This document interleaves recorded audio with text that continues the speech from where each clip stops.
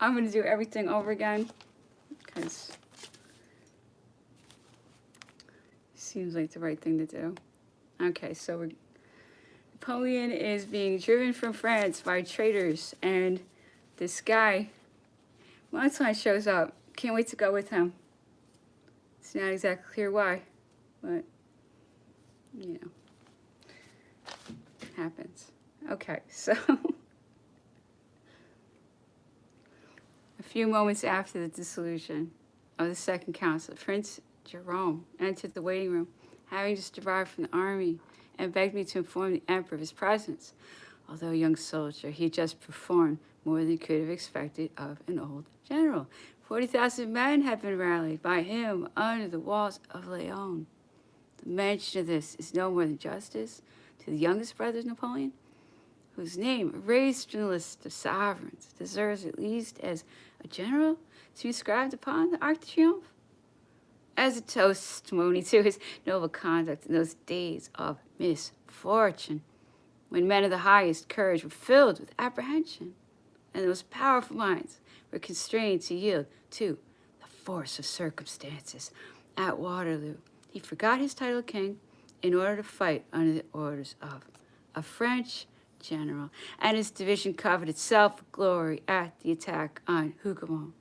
During the retreat, which is still more difficult, he proved himself to be greater, and even in the field of battle, for by dint of opportunity, activity, and zeal, he arrested the course of the fugitives, rallied them under the walls of Leon, and restored them to the command of Marshal Soult.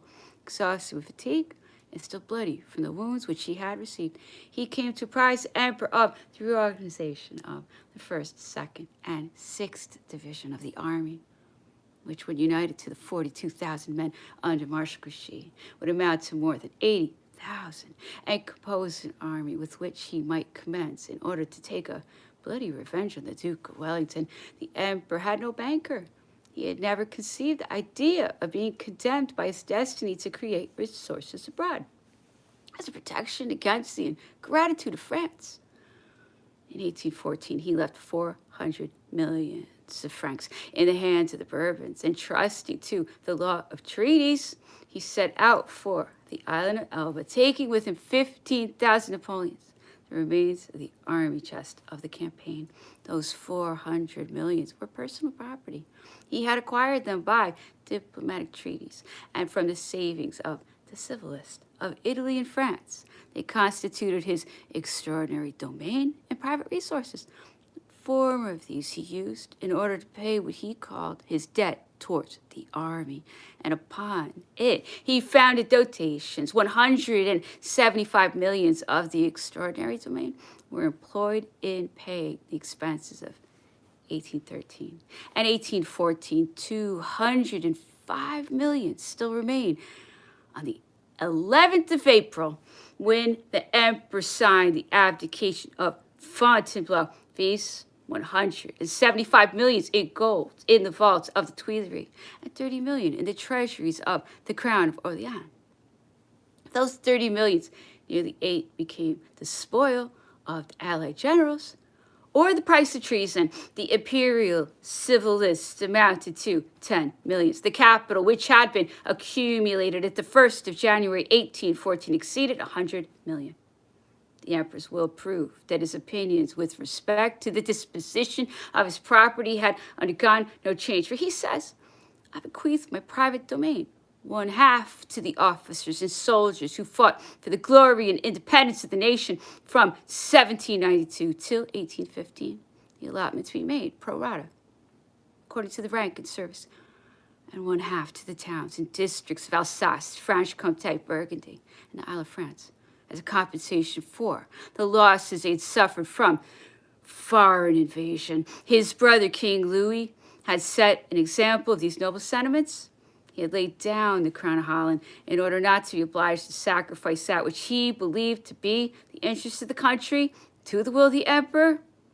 He had preferred the retired life of a private citizen, without the bounds of the empire, to the royal honors which would have surrounded him at Paris. But the moment the Allies set foot on the shores of France, he claimed the honor of being a French citizen and hastened to demand permission for his brother to fight in the foremost ranks I arrived at Elysee a few hours after the emperor. The first person whom I met was the Duke of Vicenza, Calancourt, coming out of the cabinet. The agitation of his features gave evidence of the state of his mind, and I had need of the assurance of our former intimacy to enable me to dare to stop him. A word, I entreat. What is going on? All is lost, answered he. You arrived today as you did at Fontainebleau, only to see the emperor resign his crown. An impenetrable mystery protects the emperor's enemies. The leader of the chambers desire his abdication. They will have it. And in a week, Louis XVIII will be in Paris on the 19th at night. A short note in pencil was left with my porter, announcing the destruction of the army. The same notice was given to Carnot. The last telegraphic dispatch had brought news of a victory. Both of us at the same moment hastened to the Duke of Otranto, Fouché. He assured us, with all of his cadaverous coldness, that he knew nothing. He knew all. However, I am well assured events succeeded each other with the rapidity of lightning. There is no longer any possible illusion. All is lost, and the Bourbons will be here in a week. For 48 hours, I had not quitted the Élysée Paris. Night and day, the emperor had remarked it, so much so that he said to me, as I announced Prince Jerome, "How is it that I see no one but you here?" And it is perhaps to this circumstance that I am indebted for his determination to take me with him to St. Helena. After Prince Jerome had taken his leave, the emperor was walking under the great trees in front of his apartment, seemingly deeply absorbed in meditation, when, stopping suddenly before the glass door of an antechamber, he tapped gently on the window and made a sign to me to join him. "Where's Semonville? What does he say of all this?" "I know not, sire. 'Tis now 3 months since he quitted Paris. He is at his estate near Coutances. But your mother's at Paris. He writes to her. What does she say?" "I have not seen her since your majesty's arrival." Without saying any more, he walked several times up and down the path. I was doubtful whether I ought not to retire and slacken my pace in order to allow him to pass. He turned back. Bertrand hesitates to accompany me. Jouet refuses. "You will accompany me, will you not?" "Yes, sire," I answered without reflecting. Instantaneous emotion produced by his voice and his looks ruled my whole being.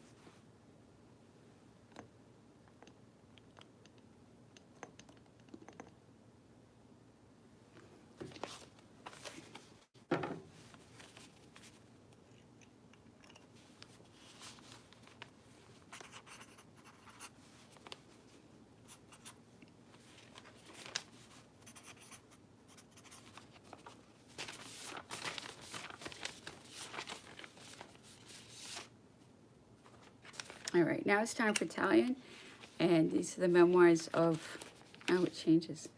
I see, it changes a lot. Okay, anyway, so Las Casas was a member of the Council of State, and he was a very tiny little man. He's 5 foot tall, and he was maybe a little bit obsessed with Napoleon. He's kind of in love with him in a manly way. Anyway, so he probably went to St. Helena because he saw the opportunity to write the great memoirs, and I think he foresaw that. So anyway, I've been reading this in every language I can find them in. So now I'm up to Italian, and I'm trying to get good at this language. It's certainly not that easy, but where is it? Oh, it's better there. I get it. Okay. It changes a lot. Okay, so okay. Here it is. L'imperatore ebbe in animo di restaurare all'esteriore tutto ciò che poteva metterlo in armonia con le altre corti d'Europa, ma nell'intorno ebbe sempre il pensiero di stare le forme antiche alle nuove costruzioni. Con tale intento ristabili i circoli mattinieri e serali, ma furono più di nomi che di fatto, in luogo di presentare le più minute particolarità di una vera tavoletta e le sconcezzi che potevano conseguitare questi momenti sotto l'imperatore erano spesi realmente a ricevere nel mattino e a congedare nella sera quegli impiegati nella sua casa, i quali attendevano ordini diretti da lui o che avevano il privilegio di farsi presentare in questi ore speciali. Mettissimamente, l'imperatore rimise in usanza le particolari presentazioni e le ammissioni alla corte, ma invece di concedere un tal favore ai soli privilegiati della nascita, egli pigliò a regolo la fortuna insieme all'influenza e ai servizi prestati. Così l'imperatore creò titoli, il cui distintivo risaliva agli antichi tempi del feudalismo, ma senza valore reale, ed uno scopo puramente nazionale, senza prerogative, senza privilegi, ed essi titoli erano alla portata di tutte le nascite, di tutti i servizi, di tutte le professioni. Egli li chiamava un utile ravvicinamento ai costumi della vecchia Europa, al di fuori, ed un innocuo trastullo per lusingare molte vanità nell'interno. Impero chi osservava egli quanti uomini anche di merito non bamboleggiano più volte nel corso d'una giornata. Nella mira stessa l'imperatore concesse decorazioni e distribuì croci e cordoni, ma anziché diffonderli soltanto fra le classi speciali e privilegiate, li allargò a tutte le società, ad ogni maniera di servigi, ad ogni specie di inchiegni. E per un privilegio esclusivo, forse nella persona di Napoleone, più ne accordò e maggior pregio acquistarono ai calcola 25.000 per avventura il numero delle decorazioni della Legion d'Onore da lui distribuite. E il desiderio di ottenerli diceva egli andava continuamente crescendo ed era divenuto una specie di furore. Dopo la campagna di Wagram, egli indirizzò all'archiduca Carlo e per una squisitezza di galanteria che gli era tutta propria, gli inviò precisamente la croce d'argento, quella cioè da semplice soldato. Ella diceva l'imperatore, la pratica fedele e spontanea delle massime, ora accennati, ciò che faceva di lui un monarca veramente nazionale e che avrebbe reso la quarta dinastia una dinastia veramente costituzionale. Così notava egli, il popolo delle più infimi classi ne possedeva il segreto istinto, nel quale proposito raccontava come nel suo ritorno dall'incoronazione di Italia e nelle vicinanze di Lyon, la popolazione alcandosi per vederlo lungo le vie, gli presi il ghiribizzo di salire solo ed a piedi la montagna di Tarara. Aveva egli vietato a ciascuno di tenerli dietro. Mescolandosi nella folla, si accostò ad una vecchia e chiese che mai significasse tanta pressa di popolo. E le gli risposi che l'imperatore stava per passare di là. Su di che, pleticato alquanto, le soggiunse: ma la mia buona donna, voi avevate altra volta il tiranno Capetto, ora avete il tiranno Napoleone. Che diavolo ci guadagnasti in scambio? la forza dell'argomento, diceva Napoleon, sconcertò in soli primi la vecchia. Ma rinfrancatasse tosto e la ripresi. Perdonatemi, o signore. Innanzitutto, Vicori, grandi differenze. Fu nostra la scelta di quest'ultimo, mentre al primo ci era dato dal caso. Questi era il re dei nobili, quello lo è del popolo, proprio il re nostro. E la buona vecchia parlava diritto, aggiungeva l'imperatore. E in ciò la palesava più intelligenza e buonsenso che molti altri forniti di elette istruzioni e di squisito ingegno.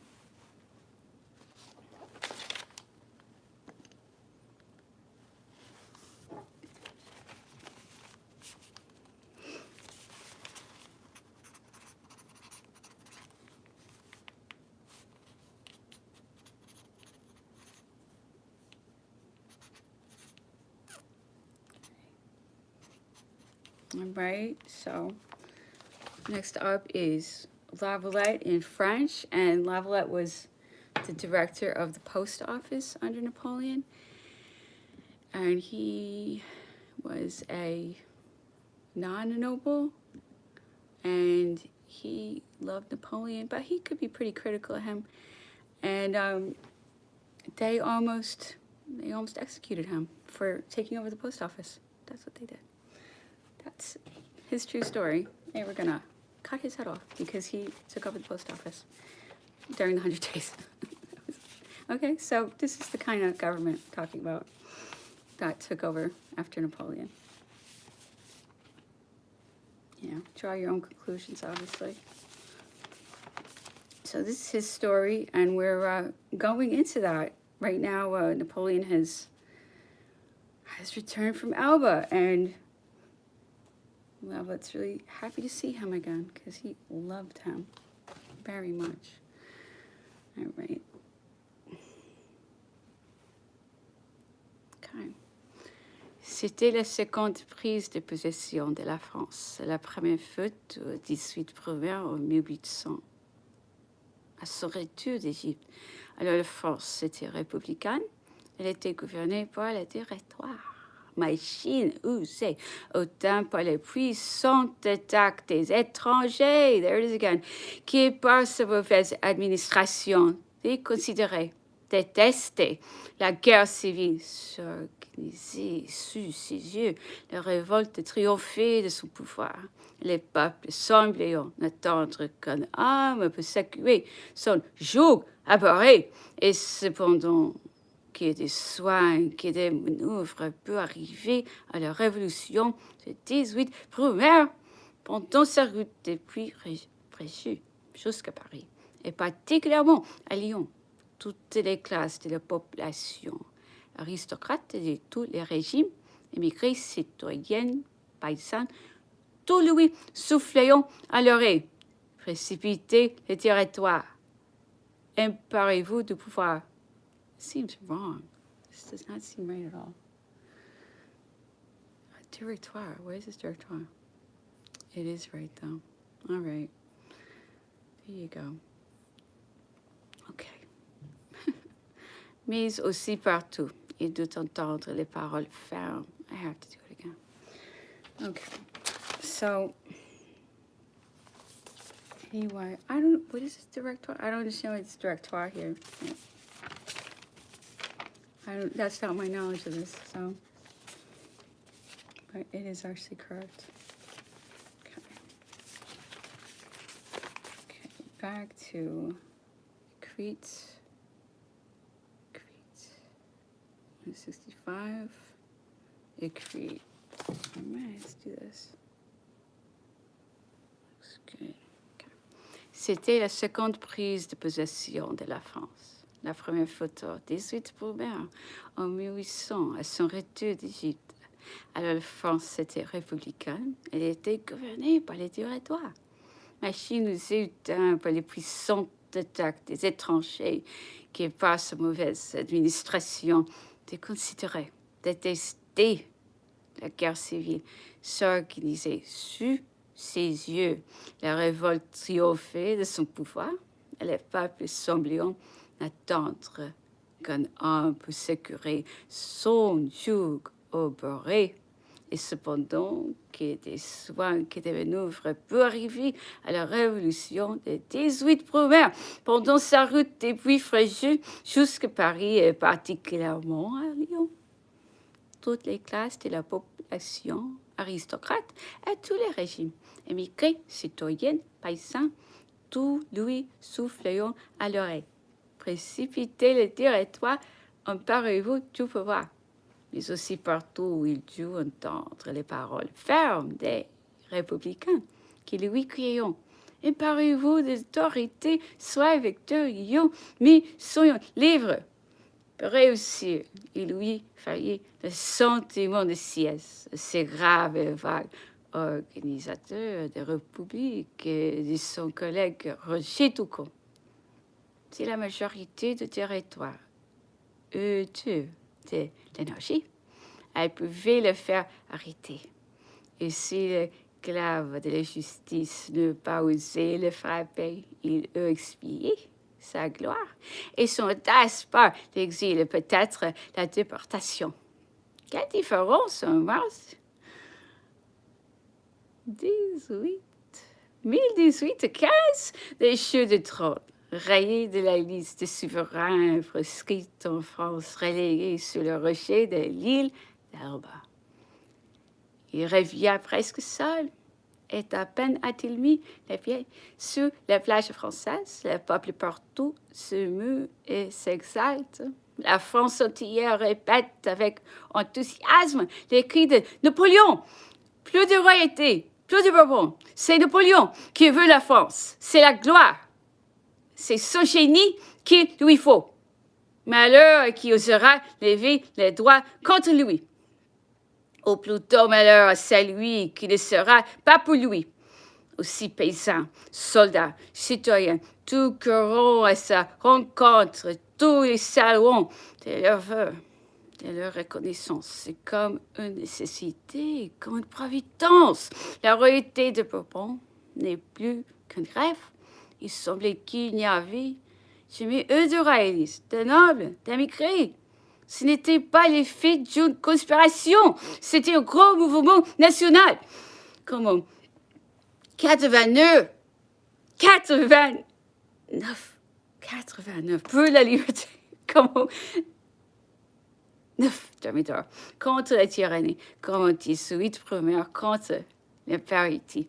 À quelle époque vit-on des défections si brusques, si éclatantes, de feux ainsi dire, de ces bonnes foi?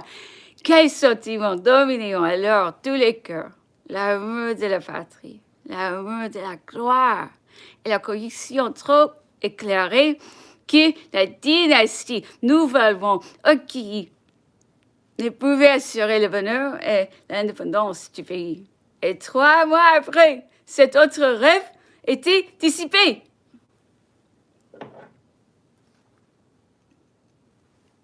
So Robert saying that he was really hoping Napoleon was going to stay in power.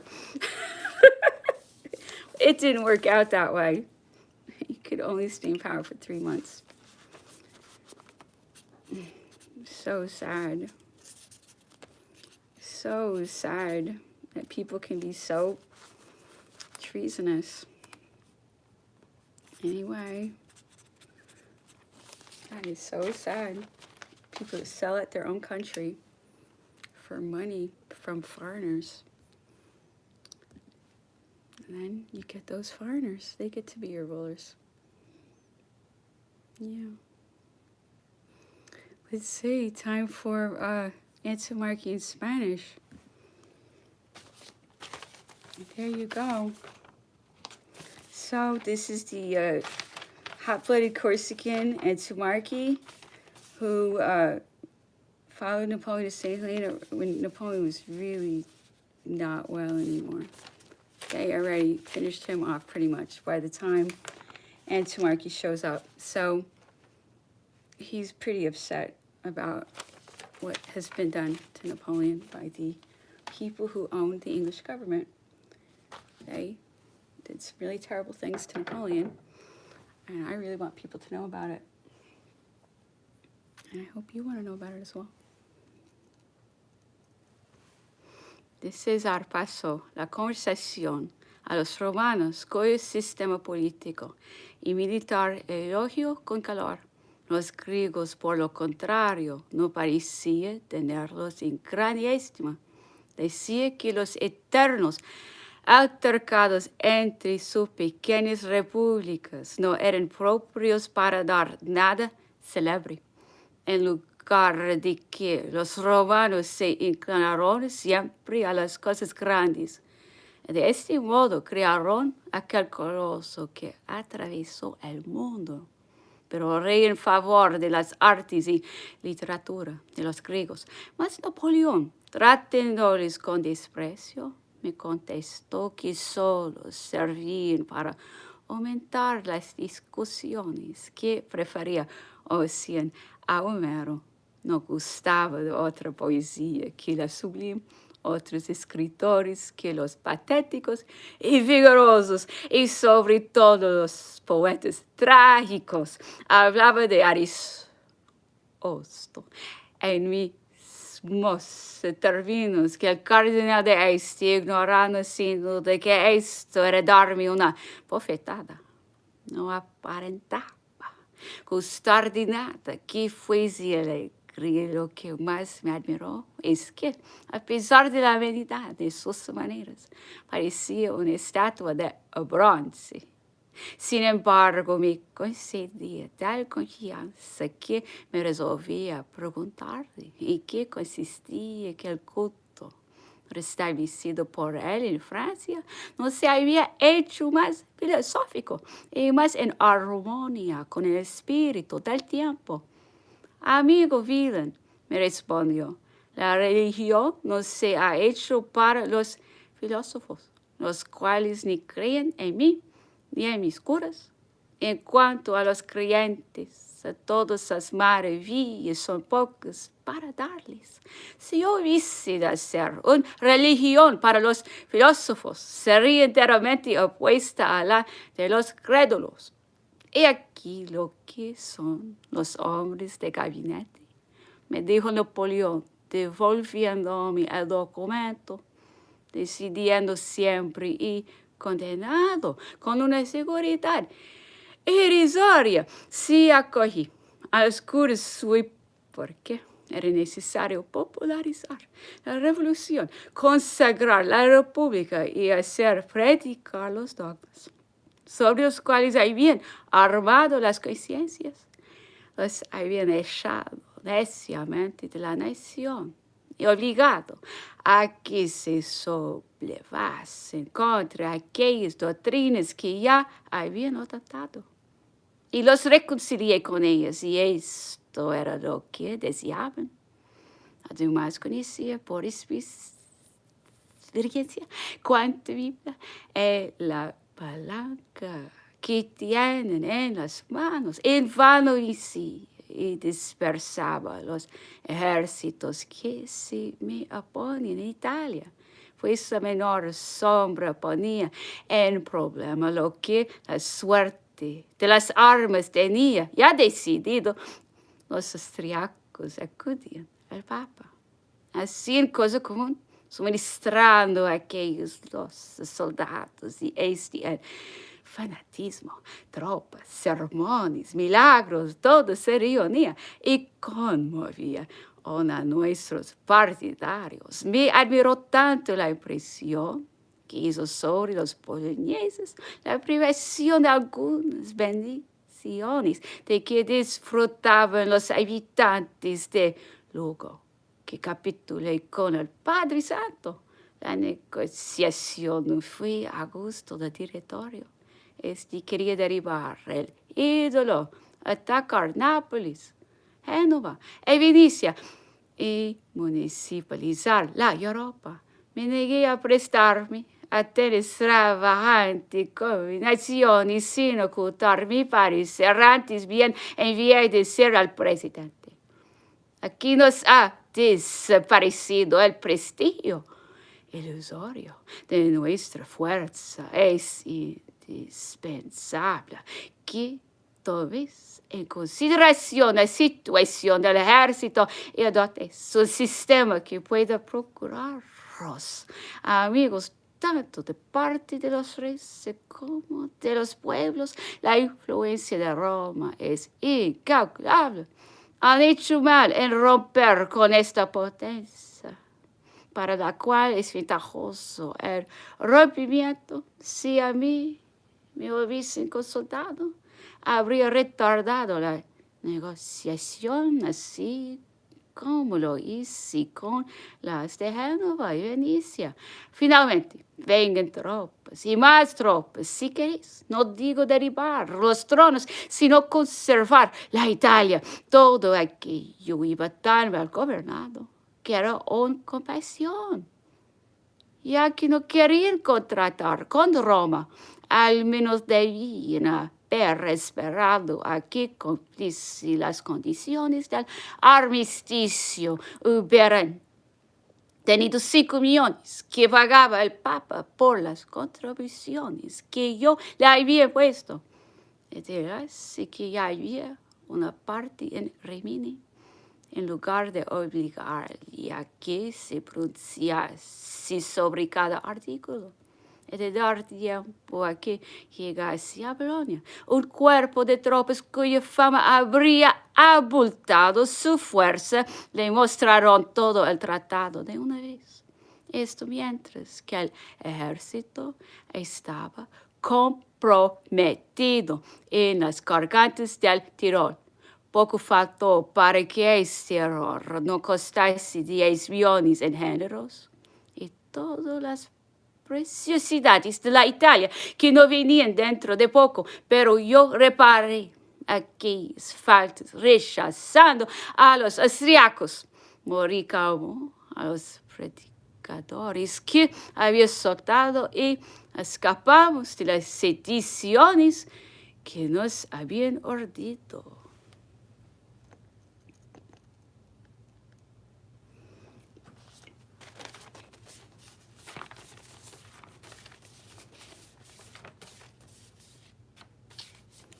Yeah, he's talking about Napoleon's talking about his conquest of Italy here.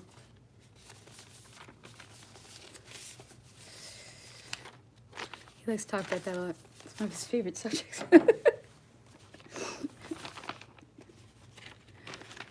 Yeah. It's a positive memory for him.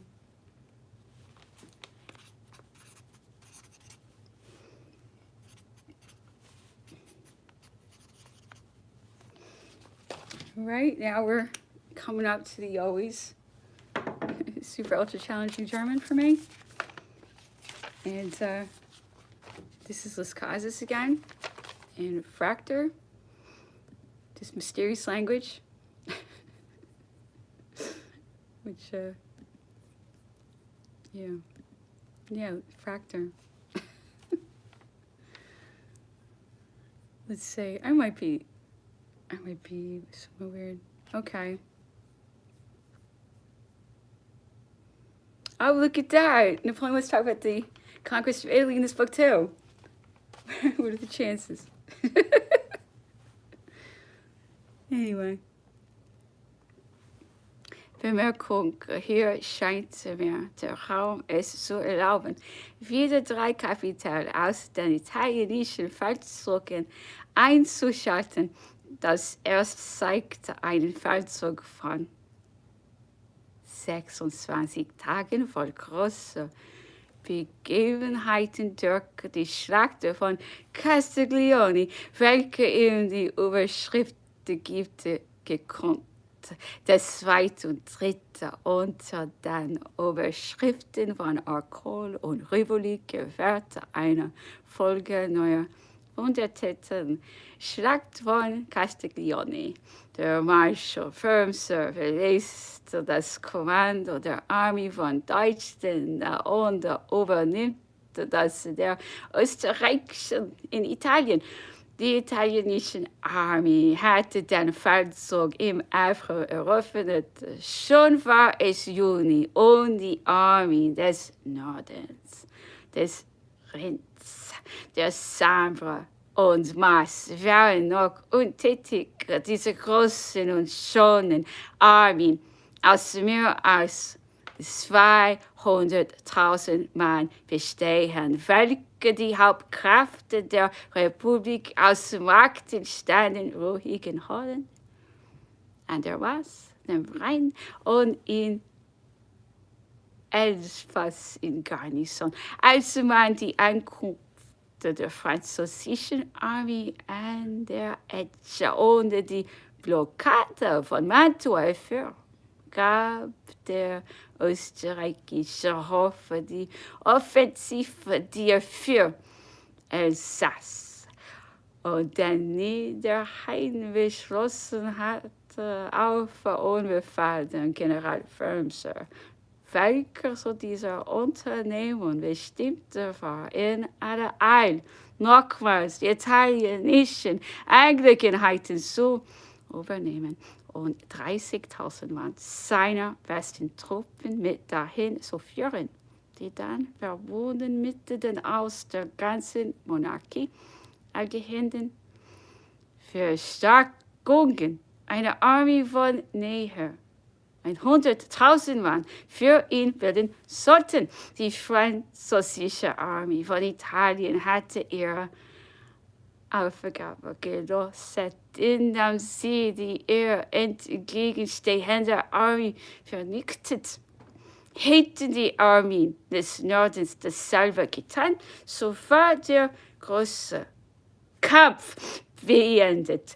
Das Gerücht von den Vorbereitungen, welche das Haus Streike trafen, halte indes in Italien wieder. Alle vertraulichen Mitteilungen der diplomatischen Agenten, alle Briefe der Feinde Frankreich waren voll von Einzelheiten über die Unermesslichkeit der Kräfte, die man entwickeln werde, über die Gewissheit, dass der deutsche Kaiser vor Ende August Herr von Meilen sein und die Franzosen aus Italien vertrieben haben werde. Lage der italienischen Armee vom Ende des Monats Juni an folgte der französische General aufmerksam alle diesen Vorbereitungen und sie beunruhigten ihn nicht wenig. Er ließ den Direktoren hinterbringen, dass es unmöglich sei, mit 30.000 Mann Franzosen allein dem Dränge der ganzen österreichischen Markt so widerstehen. Er begehrte, dass man ihm von den Armeen am Rhein Verstärkungen zu senden oder dass wenigstens diese Armeen ohne Verzug ins Feld rückten. Er brachte das Versprechen in Erinnerung, das man ihm bei seiner Abreise aus Paris gegeben hatte, dass diese Armee ihre Operationen mit dem 15. April anfangen sollten und beklagte sich darüber, dass nun seitdem bereits 2 Monate verstrichen seien und sie sich noch nie gerecht hätten. Wurmser will dies mit seinen Verstärkungen den Rhein gegen Anfang Junis und gegen Ende desselben Monats erfüllten die Armee des Rheins, der Sambre und Mars, den Feldzug. Da aber konnte ihre Diversion keinen Nutzen mehr für die Armee von Italien haben. Wurmser war dort schon angelangt. Der Franzos, General vereinte alle seine Kräfte an der Etche und Schiffer. Niemand ließ er in den Legationen noch in Toskana zurück, außer ein Depotbataillon in der Citadel von Ferrara. und 2 in die Vorne. Schreckte die Garnisonen von Conny, Tortona und Alexandria so viel nur möglich und sammelte in seine Hände alle disponiblen Mittel der Armee. Die Belagerung meinte, es fing an, Krankheiten zu erzeugen und so viel muss man sicher auch gab, so wenig Mannschaft als möglich für diesen angefundenen Ort zu legen, war unser Verlust doch sehr beträchtlich. Der Obergeneral konnte nur 30.000 waffenfähiger Mann in Schlachtlinie stellen. Und mit dieser Armee musste er gegen die Hauptarmee des Hauses Österreich kämpfen. Das Befehl der verschiedenen Länder Italiens mit Tirol, wo sich sämtliche feindliche Kräfte vereinten, war sehr lebhaft. Man konnte mit jedem Tag mehr den ungünstigen Einfluss dieser großen Vorbereitungen auf für die Gemüter bemerken. Die Anhänger der Franzosen zitierten die von der Streiche hingegen fern stolze und lagten, alle aber staunten, dass eine Macht wie Frankreich eine Armee, die sicher so hochverdiente und dieses Land gemacht hatte, ohne Hilfe, ohne Unterstützung ließ. Diese Beratungen teilten sich selbst durch den täglichen Umgang mit dem Landeseinwohnern, den gemeinen Soldaten mit. Gegen Ende Julis hatte der General Sorry sein Hauptquartier zu Salon. Er verbeurte das Debouché der Schifferdecken vor einer großen Kommunikationsstraße von Trient nach Brescia geht. Mein Sinne war zu Bofolengo. Die Sedicona und Montebaldo durch die Brigade Schubert besessen und kampiert mit dem übrigen Teil seiner Division auf dem Plateau von Rivoli. Die Brigade d'Allemagne stand zu Verona. Die Division Ogoro hat Porto Legnago und die untere Edge inne. Der General Guillaume befehligte zu Peschiere, wo 6 Galeeren unter Kommando des Schiffskapitän Lallemann den Garbassi verteidigten. Sarouillet trieb eifrig die Belagerung von Mantua. Kilbin kommandierte die Kavallerie der Armee. Eine Seite.